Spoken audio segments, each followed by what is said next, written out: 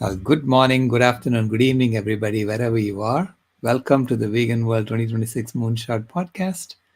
And today we are going to be looking into the ongoing transformation from Homo sapiens sapiens to Homo ahimsa and how we can make it delicious and fun. And we are joined by none other than Dorit, elegantly raw Dorit. Thank you so much for being here with us. And tell us a bit about yourself, Dorit. How did you?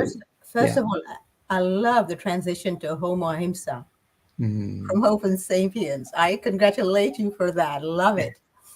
So, I really had used to have a lot of belief systems. mm, The thing that I have worked on is to drop them all and not have belief systems because I think that belief systems is what gets us into trouble. mhm, And I think that is what we've been conditioned to believe. And what we believe, we act on. So, when I was a child, I would only eat fruits. That's all I wanted all day long, fruits. I was in love with fruits, literally. I was in a rapture and with fruits. And fortunately, I was in a very tropical place where we had a lot of fruits and a lot of different kinds of fruits. So for me, alien fruits were apples and pears. That was alien for me until, of course, later in my life. But the thing is that the adults around me were absolutely concerned for me. And they did not want me just to eat fruits, although I ate a lot of it. It wasn't like I was eating skimpy amount. It was a lot. mhm, And that was some kind of consolation to them. But they thought I needed to eat other things in order to be, of course, healthy. Now, let's not forget that I was extremely healthy. I got no illnesses, no diseases, didn't come home with any colds that other people, all my classmates did or my playmates did. I never got sick. The first time I got sick was after I was inoculated against certain diseases, childhood diseases. And I got violently sick and ended up in the hospital. And that affected me very much. It had a very traumatic hold on me as seeing my father walk away and leave me in this huge, I was a wee thing. I was really small in this huge bed with all these people around me that I didn't know and walk away. And I just went wild. I went bananas. I had a fit. Literally, I had a tantrum. I never had a tantrum before, apparently. And that was my first tantrum. I made up for all the ones I didn't have. I got really sick. I was suffering a lot and I didn't understand why. But I did connect it to the fact that I'd been inoculated, and all of a sudden they were bringing me things that were not fruits in the hospital too to calm me down. And I wouldn't eat anything. I just wanted fruits, and they said no, it's too much sugar. mm, And they eventually learned that I would love. I found out there that I love soups. They brought me some soup. mm, Fortunate it was vegetable soup. So that's when I began to realize that our own sense of empowerment could be taken away from us. And mm, the most, the the most, the strongest way to do it, and probably the way that will affect us the most and the most traumatic way is around our food. If we take the foods we like away from people, they will have tantrums. mm. Right. And I also learned that what I saw as food, the rest of the world did not see as food or it was not enough. Mm, There was always this concept that it's not good enough. You're not good enough. Nothing is good enough. You have to play the game and do what others want tell you to do. And mhm. I knew instinctively as a child, I wanted to eat a bowl of cherry moyas for breakfast. Uh, No, knew that for me to get up and have a coconut mm, was what really made me feel I love being here on earth in all of life. for breakfast, for lunch, for whatever, to have mangoes. I know Mm. I grew up in India, so just the aroma of this right now sends me into pure ecstasy. When I went to India with Hmm. uh, part of my training with Deepak Chopra, we all had to go to India. I will never forget the mangoes. Actually, India has one particular mango that only ripens once a year. Hmm. Do you remember the name of it? Because I I don't don't. remember the name. Yeah, there are so many varieties in India of mangoes. This one Uh, variety only ripens once a year, and people wait around for it all year long, and it's very expensive. is it Alfonso? Pardon? Alfonso. Yes. No, no, not Alfonso. No, it was a different name. Okay. If anybody here is watching from India, please let us know what it is. I used to have papayas every Uh-huh. morning in India for breakfast, along with pineapples and Uh-huh. mango. I ran to breakfast. I literally ran to breakfast, and I'm a runner, so I truly ran. And I know that you probably know what this is. I actually loved this so much that I used Rumi's poems, and I redid one of Rumi's poems. I had the arrogance to redo one of Rumi's poems. Oh, the scent of this as I just opened it. Do you all watching know what this is? This is, Yeah, I do. you do. Yeah, Of of course course. you do. It's the Jack, elephant's favorite food, I say. they do love it. And elephants are my favorite animals, so I'm not surprised. Yeah, because in nature, that fruit is so huge that only an elephant can eat it directly. And me, I Yeah. will sit down with a huge jackfruit and try to eat the whole thing. Of course, I don't finish the whole thing, but I just want more and more and more. And just the scent of this right now, it is so the fragrance, the aroma, it is calling me. So this is what I loved. And I've noticed as an adult, and after the hospital, by the way, they started giving me soups because they realized I would eat soup. And the doctor said, oh, she must have dairy, and she must have also, vegetables. Hmm. And so they started making me soup with those things, and I refused to eat dairy. I refused to drink milk. I always did as a child. I was terrified of milk, literally was terrified.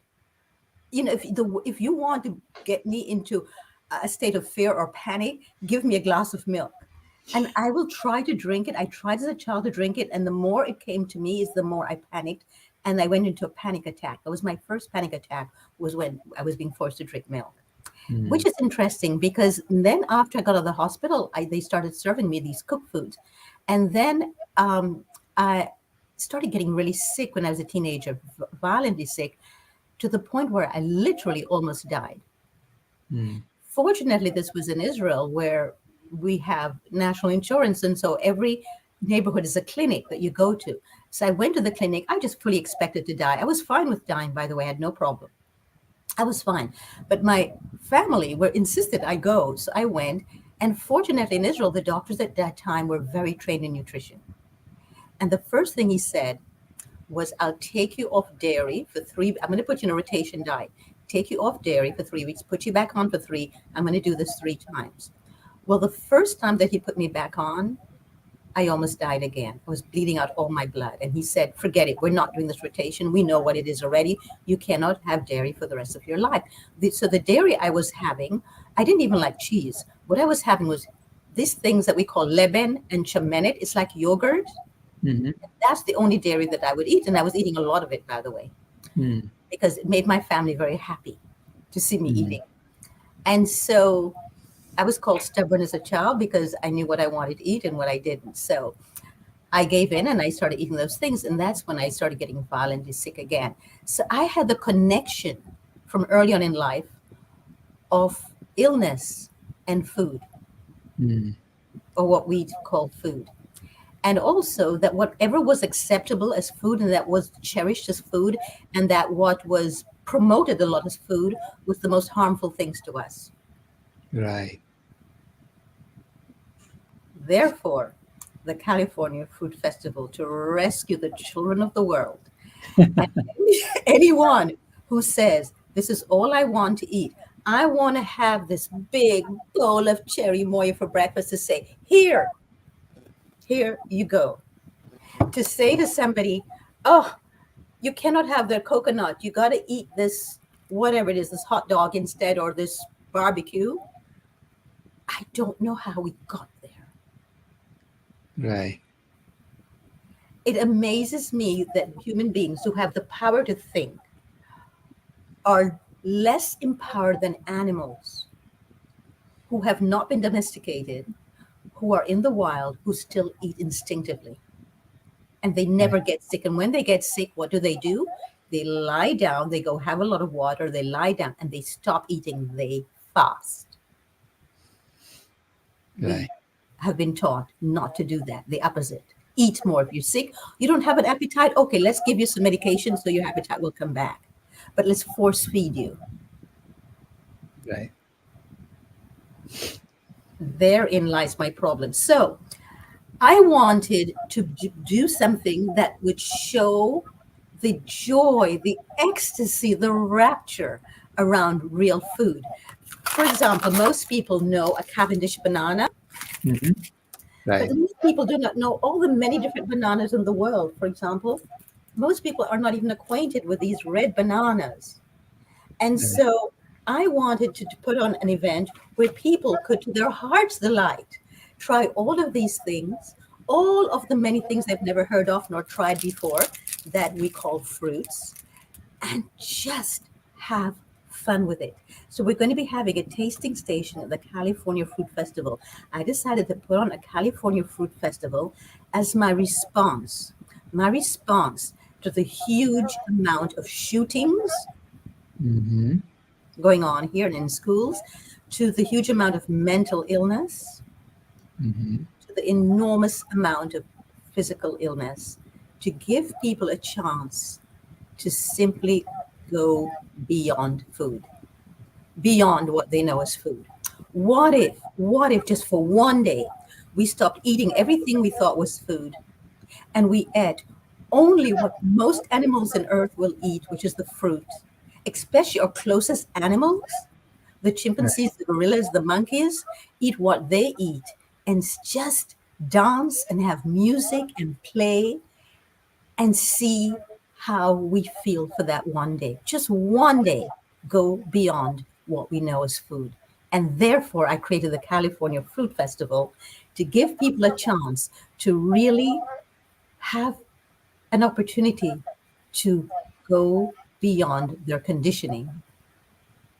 It's a celebration of freedom, of integrity, of liberation from illness and thought patterns that have pulled us down and disempowered us. That's so beautiful. Thank you so much, Dorit. Thank you so much. There's a question from Prasanna Kumar asking, which part of India was the mango from? I think it's central India. I don't remember the state, but I do believe it's central India. It's once a year, the fruits, once a year. And it's very expensive. Hmm. Yeah, I hope somebody will come on and will remember. Will, I mean, if you've eaten that mango, you know exactly what it is. People actually live for it. Right, right. It's quite big, by the way. It's like the Mackinac peaches, right? Is that Mackinac peaches are the same way, aren't they? Yes, yes. I have a box of peaches right now. The Mackinac peaches, actually, that was just sent to me from the MOA farm in Fresno. So we're having the California Fruit Festival specifically at this Japanese wellness center in Los Angeles called the MOA Wellness Center. They have a farm in Fresno. And Hmm. the team that I have assembled to put it on are going to Fresno on Saturday to go and pick the fruits Oh, themselves. I wanted people to experience being around the fruit trees, giving thanks to the trees, giving thanks to the soil, putting their hands in the soil on our team. And so when we present this to the, the people who come to the fruit festival, it will have been picked by our own hands. that's so beautiful. So our own energy is in it. So we don't just want people to come and eat. We want people to be in rapture from the energy that we are bringing them from the farm and that ecstasy that Rumi so beautifully speaks about the ecstasy of the divine, because I think in these fruits Hmm. we find our divinity.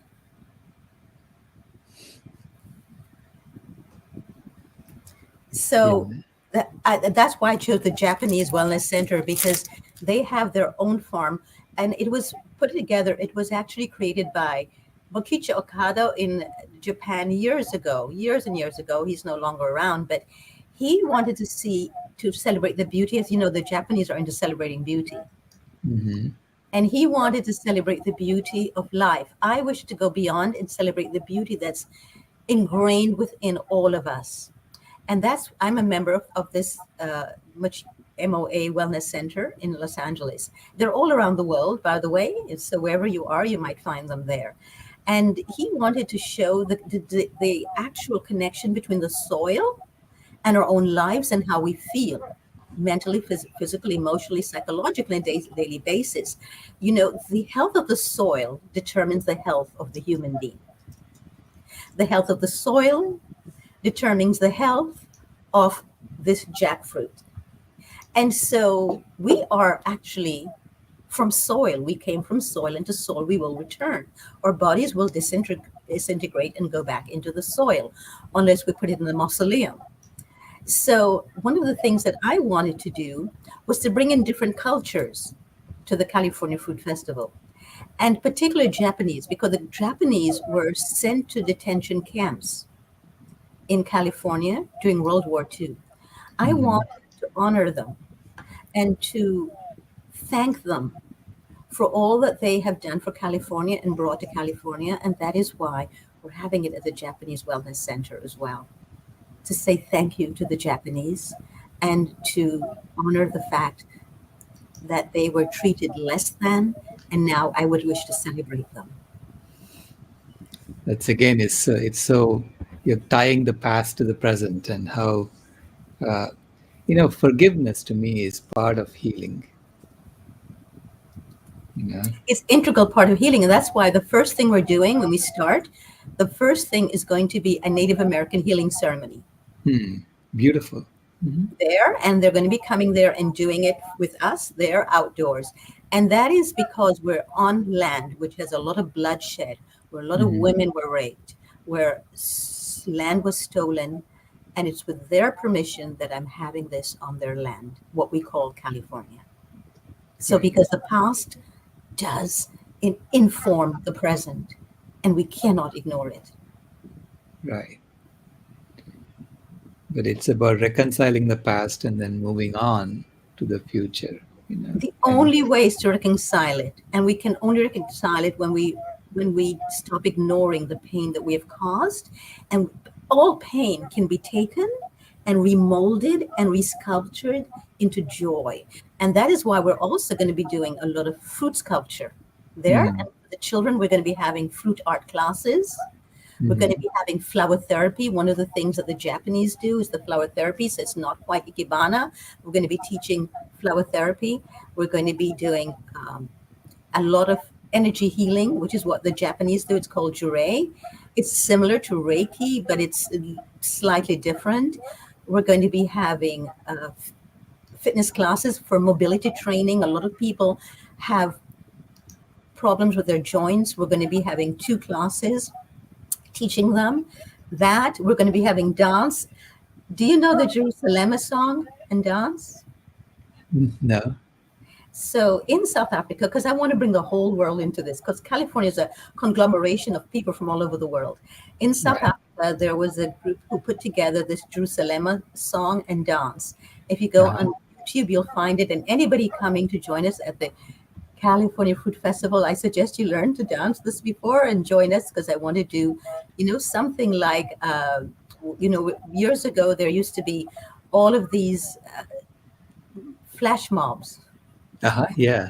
We're going to do something similar there with the Jerusalem song and dance. Okay. It's a celebration. It's a celebration of the human spirit and how we have actually detained the human spirit and encapsulated it into thinking it's less than.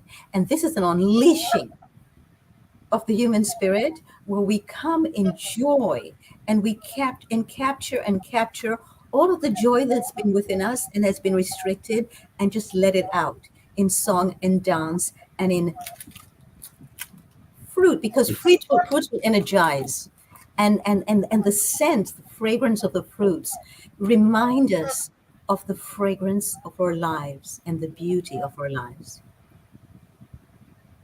And Yeah. so we're the fruits. We are the fruits of the earth. We human beings are the fruits of the earth. And so we're going to, and for all of those who cannot come in person, we're going to be having a special Zoom California Fruit Festival that day too, with speakers from all over the world that are very well known. Are you aware of Dr. Robert Morse's work? No, tell me. Oh, oh, oh, if I introduce anything to anyone and they prosper, it's the work of Dr. Robert Morse. Dr. Robert Morse is in Florida, in the Hmm. United States, and he has a clinic where he's helped to heal so many people who've been told by doctors, we've done everything, we can't help you anymore. Mm. And what does he use? He uses a lot of the earth's healing herbs in tinctures and fruits. Mm. That's it. Our body responds when it gets the high vibrational energy it needs. There is no vibration higher on earth than the vibration of fruit. The electrical energy charge in here is the same electrical charge that we're missing in our own lives. The problem is that people love fruits, but they mix it with other things. They don't eat it by itself. Mm. Fruits must be eaten by itself because for fruits to really do their incredible magic, we need to restructure our digestive system or eliminatory system and the absorption, and that's what he works on, is cleaning up all those three systems. So people say, oh, you're lacking in this or you're deficient in this. You're not deficient if your body cannot absorb it. Mm. It doesn't matter what you put in there if your body is not absorbing it. You have to clean out and restore the actual broom. It's like you're taking a broom and sweeping out your body, the actual lymphatic system, which is the broom of our body. You have to clean up the sewage system first. Right. Just like when our sinks get clogged up, our bodies get clogged up. But when a sink gets clogged up, you don't throw more food down into the sink. No, you declog it first. And Right. same thing with the human body. You don't keep throwing more food down. You stop. That's why fasting is so important. And this whole thing of ahimsa, I think, is so incredibly important. And it's interesting because two cultures have that I know of, and all native cultures have this too, this idea of ahimsa. Mhm. But the two ancient cultures that people know the most, which is the Hindu culture and the Hebrew culture. So Mhm. Israel and India, interesting, their names both start with the same I, have the exact same concept of ahimsa. And I think we've gotten away from it. And I think if we eat according to it, if Right. we drink according to it, if we live every aspect of our life from a place of kindness, from a place of loving kindness. One of my teachers, I was very privileged to have had incredible teachers. One of them was Tit Nat Han, Mm. who recently transitioned. Okay. Uh-huh. And when he transitioned, I said to him energetically, I know there's something that we can do to honor you. I don't quite know what it is, but I'm sure you let me know. And about a week or two later, I realized it was putting together California Fruit Festival would honor him in ways because he taught me mindful eating, mindful living, mindful everything. I thought, wow, will this ever honor him? And Mm. so for the Zoom version, we're going to be mixing the on-site version, the Zoom version together in the first thing that we're going to be showing online, which is we're going to be having a Japanese tea ceremony using fruit. Because the Japanese tea ceremony is a study in mindfulness, and that's to honor Thich Nhat Hanh and Mokichi Okada too. is the Japanese tea ceremony, teaching people how to bring mindfulness to our own lives, especially around the earth, which we see as food. This is the earth. This is the earth. We are the earth. And whatever harm we do to ourselves, we do likewise to the earth. And until we see that connection, we'll continue getting a lot of these gun related problems with children being shut up in schools, children now learning how, when they hear the alarm, what to do, where to do. I don't want to see a world where children live in fear. Right. My childhood, I didn't want to live in fear. I saw fear in adults and I didn't understand it. When the adults were having parties in our home and they were drinking their alcohol and doing whatever they were doing, I left and I went out to the moon and the stars and I sat down outdoors and I had my own party with the moon and the stars and the earth. And I realized that this was what they were missing. As a child, I knew this. Well, it sounds so amazing what you're doing, Dorit. I'm definitely going to be on Zoom with you. I'm going to put the link to your Eventbrite, and people Thank can please join. And if you are in Los Angeles area, please. I mean, unfortunately, I cannot be there this weekend, the 11th weekend, because I have to go to Kansas City for the Unity Convention. And the Unity Church, by the way, I Mhm. also studied that. The Unity, Aha. their whole precepts and all of the things that they do, I studied that as well. I had a dear friend in New York City when I lived in New York City who was a member of Unity, and she introduced me to them.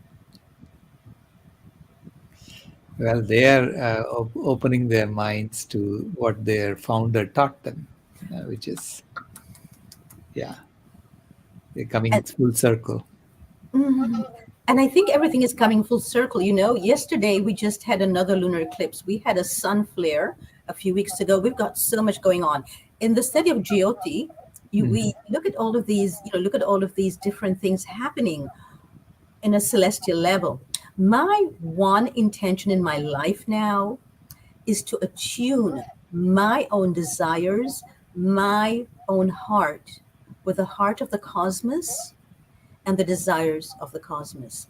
And my intention is to live in the with the rhythm of the cosmos, that so that my own rhythm in life will totally and completely be in sync with the rhythm of the cosmos, because I think we've gone so far away from the truth of who we are.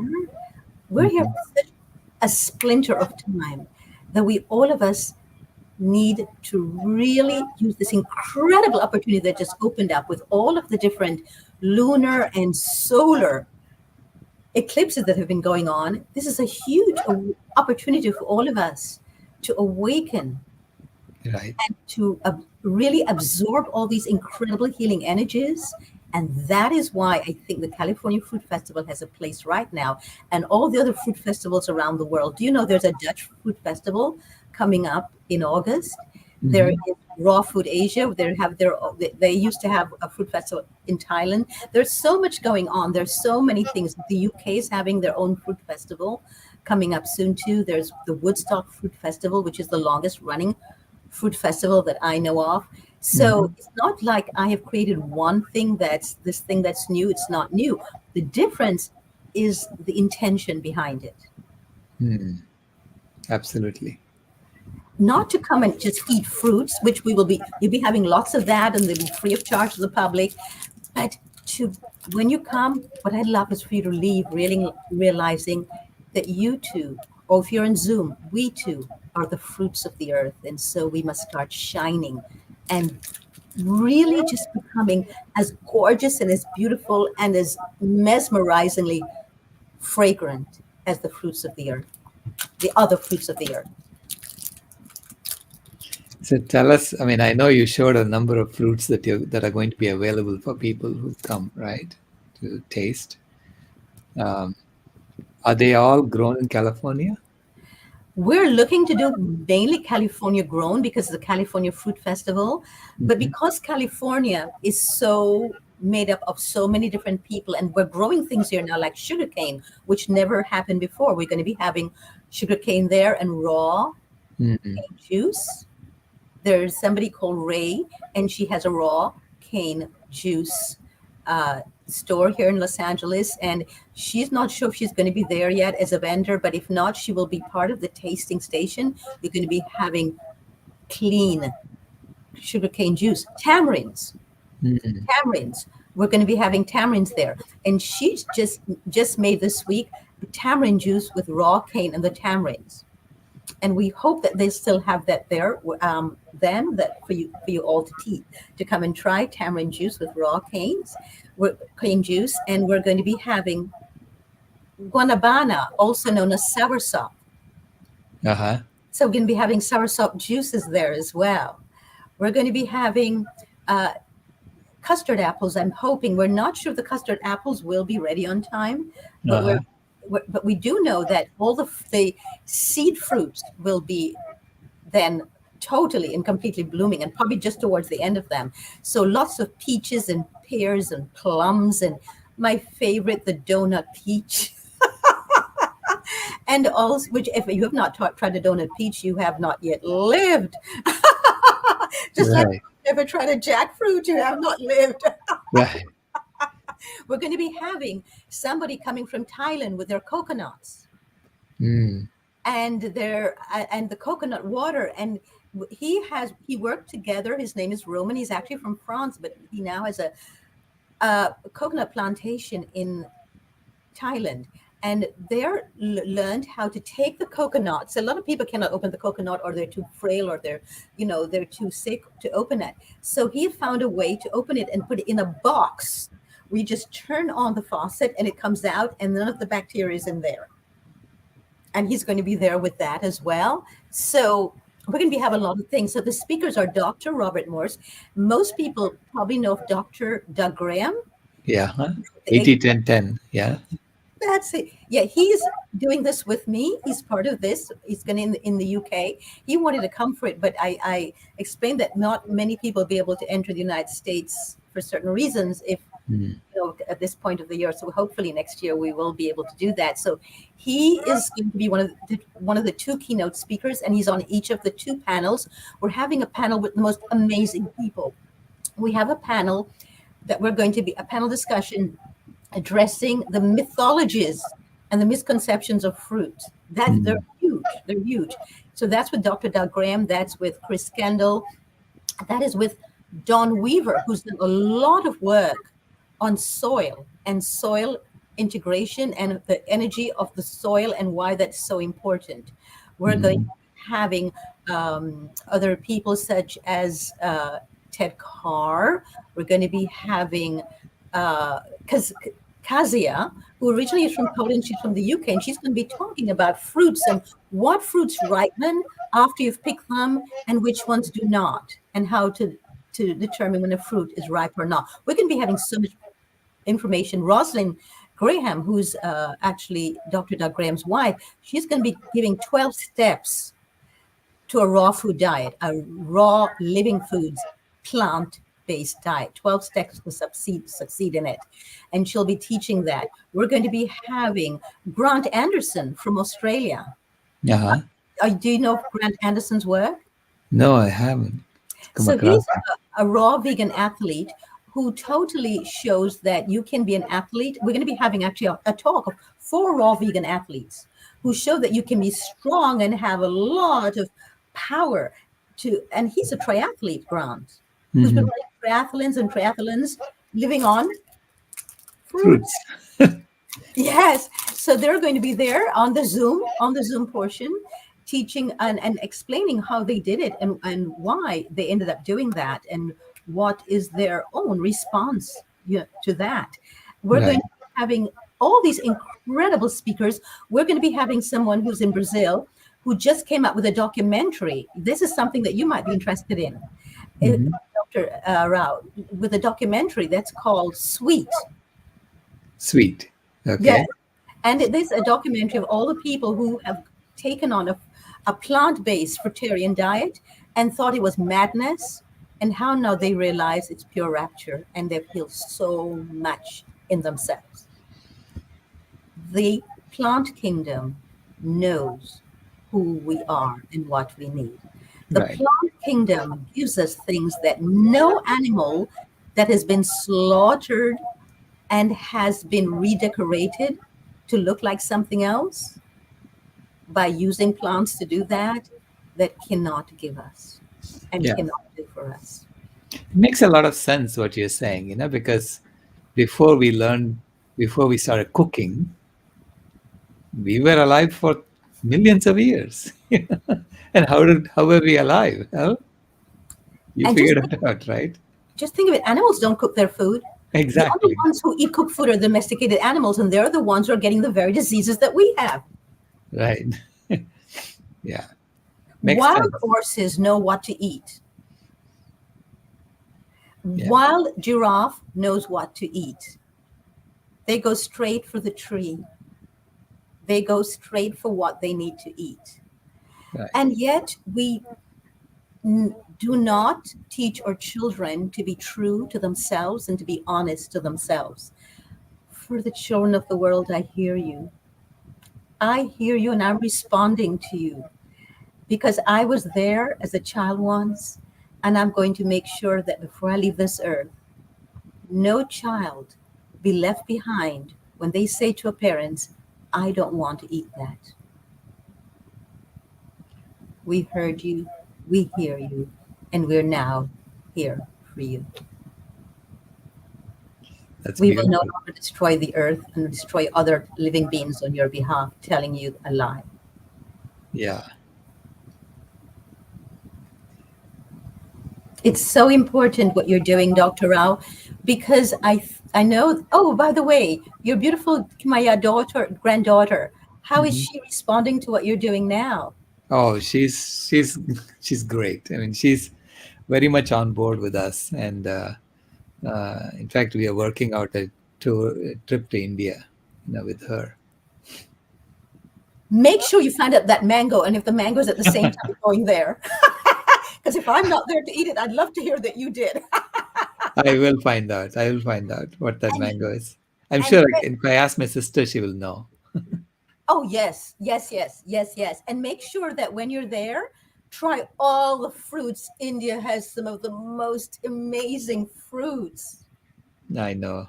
I It's grew the up with them. Yeah. Yeah. We had a lot of fruit trees in our backyard in my grandparents' place. Jackfruits too. Lots of And you know what? One of the things we're doing at the California Fruit Festival, we're actually doing fruit swap. We have a fruit swap section them. where Uh-huh. anybody who has an overabundance of fruits can bring it and swap it out with other people for other fruits. And we're going to be doing seed swap too, Wonderful. because we want to see people start growing fruits in their backyard here in California, because this is the place to do it in this, well, the California, Florida, and the entire southern United States. But we're right beside Mexico, and Mhm. Mexico has so much incredible fruits. So we can grow them here too. And now some of them might not take as well because we do have winter here. People don't realize we do have winter. We're Right. going to be having chefs, demo chefs, showing how to make the most delicious things with these fruits that look like other things that people are eating, but you won't get sick from it. If I have time, I'm going to be teaching how to use them to make ice cream. Hmm. And we're hoping to have durian. Have you ever eaten a durian? Durian. No, I haven't. It So looks you like a jackfruit, right? A smaller version of a jackfruit. Yes, but you smell it before you even see it. Okay. Most people who are not used to it cannot eat it because of the smell. But once you get past the smell, oh, pure! It's a bite into heaven. Uh-huh. So we have somebody in Brunei. Her name is Misumwang, and she started Raw Food Asia, and she wants to come next year and bring these, but different. It's a very different kind of durian. It's a red and orange durian, Hmm. so that we can try that for the first time.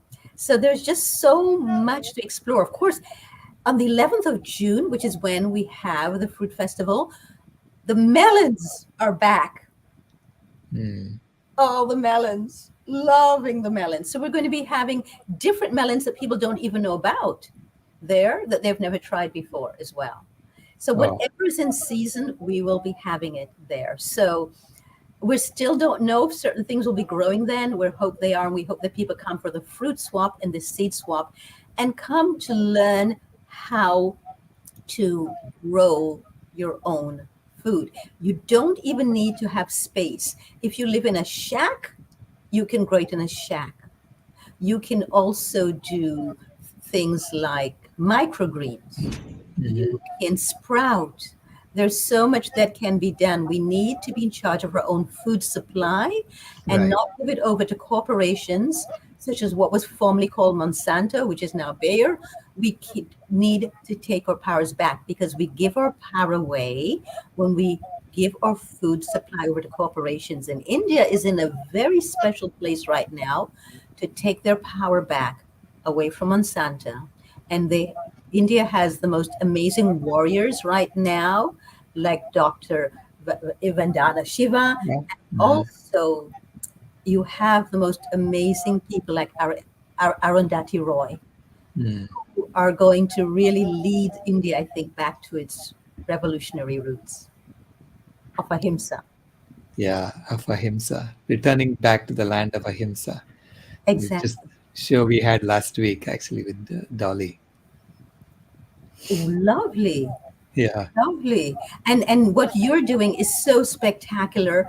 And I trust that the message will start being spread to more and more people. We have to keep spreading it because the children need us. Children are being slaughtered in schools in the United States. Children, Mm. people are being slaughtered on the streets. You go to the supermarket, you go to the church, and people are being killed there. And if people would just realize that a lot of the mental illness and a lot of the discrepancies in how we feel and who we truly are is simply because we're eating poison.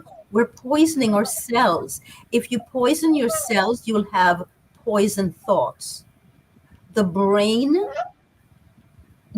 cells need all the most vibrant, high energy, high electrical foods possible to make Right. sure that it will think like a loving, healing human being. We're all here on this planet to heal.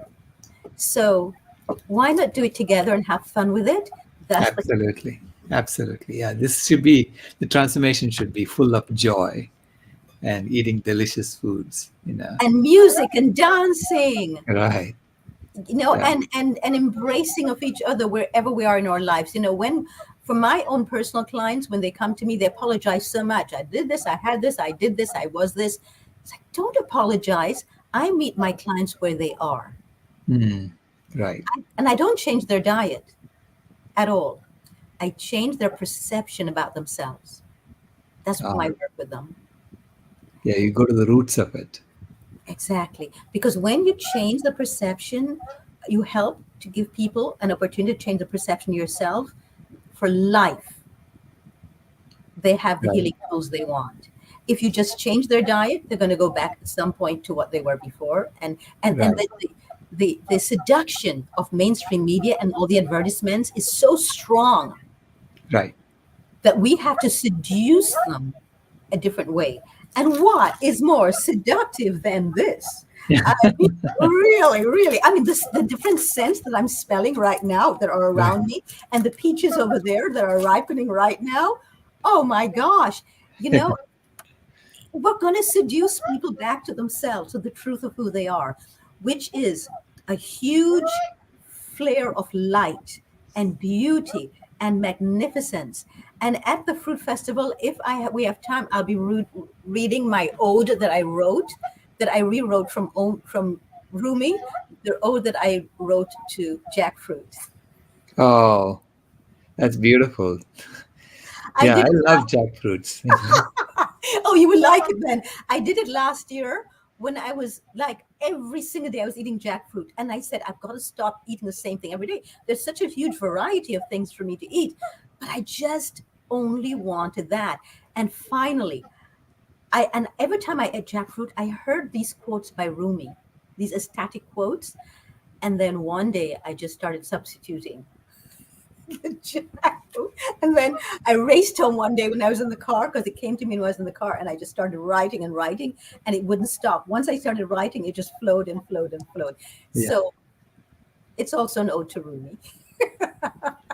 There's one question in the chat, which is, will you have replays for your virtual events? Yes, but it will be different. We cannot actually do a replay of the entire Hmm. fruit festival, because it starts at 10 and it finishes at 7. So we will be recording segments of it, segment by segment by segment. So for example, we're going to be recording the Japanese tea ceremony, Hmm. and that's one segment. We're going to be recording the panelists. That's another segment. We're going to be recording the different talks. That's different segments. And so they will be available piecemeal, piece by piece, as segments afterwards. And that's how we're going to be doing a fundraiser. So we'll have some income to do a much bigger event next year. Awesome. So it'll be all on elegantlyrawdorit.com. Yes, on the website, if you go to the Elegantly Rolled Dorit website /California Fruit Festival, you have all the information there. Or you can go to most of the major social media sites, such as TikTok, such as Facebook, such as Instagram, such as Twitter. We're on there too. Just look up California Fruit Festival on there, and you'll find all the information there. And if you're on Facebook, we have tons of information there for you. Just join our California Fruit Festival Facebook page. We're also on YouTube, so join us on YouTube as well. And YouTube, we have some outrageous videos. Okay. Because we're doing what I wanted to do was use the same technique, the seductive techniques of mainstream media, to seduce people back to the truth about themselves, of their beauty, their intense power that we have. And so I'm using the same techniques, using videos to seduce them back. Mm. I'll put the link again in the chat. California Fruit Festival. Thank you so much. Thank Well, you. The work you're doing is so spectacular. And what you've done before too. And I thank you for this. And on behalf of the children of the world, I thank you. well, yeah, I'm serving the children of the world. They are my bosses. I mean, I see Kimaya as my boss. And not just Kimaya, I think all the children are All depending the on children. us to come Yeah. forth right now Absolutely. and Yeah, stop surrendering our powers. absolutely. Just listen and the children will teach you. That's what happened to me with Kimaya. The Yes. And children will teach you. from the child that was me, that got sick only when the adults forced something in me that I didn't want, I Mm. thank you so, so much. Oh, thank you, Dorit. The harm we do to children must stop. Must stop. Yeah. Yeah. We try to condition them out of their natural goodness. They are the light bearers. They still have that intact. We need to stop shouting it out of them, beating it out of them, shaming it out of them, embarrassing out of them, and just let them shine Hmm. and bow down to them and learn from them and go back to the child that we were and let that child back out. On that note, such a beautiful note. Thank you very much, Dorit. Thank you. And thanks to everyone who's watching today. I trust that not only will you join us at the California Fruit Festival, but that you will help spread the work of Dr. Sailesh Rao, because what he's doing is so magnificent. Thank you, everyone. Thank you. Thank you. Namaste, vegan. Namaste.